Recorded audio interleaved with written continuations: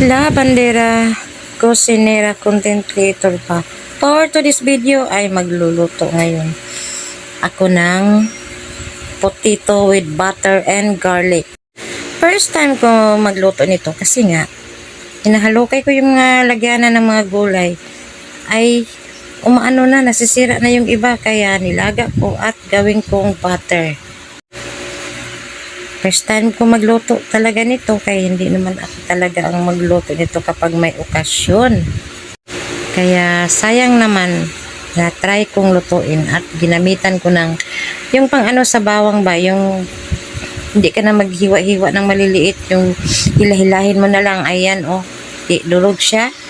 So, patuloy tayo sa ating pagluluto sa pagmikos-mikos sa butter hanggang sa matunaw.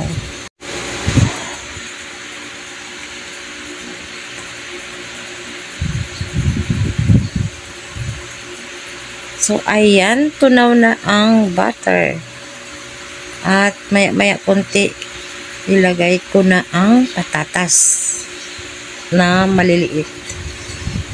At lagyan natin ng konting asin mamaya at nilunod ko na ang bawang.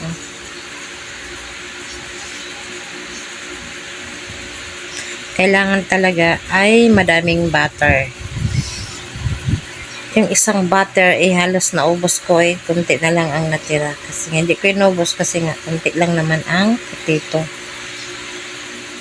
Masarap din kasi ito. So mikos-mikos lang natin hanggang sa matunaw siya.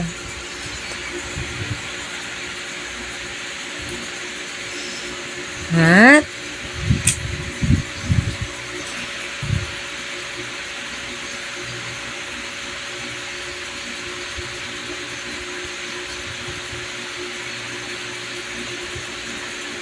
ilagay na natin. So, thank you for watching.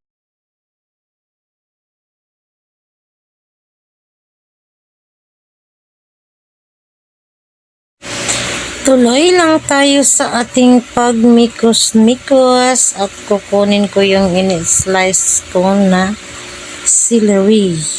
So, ayan, ang celery ilagay na natin para may bango-bango.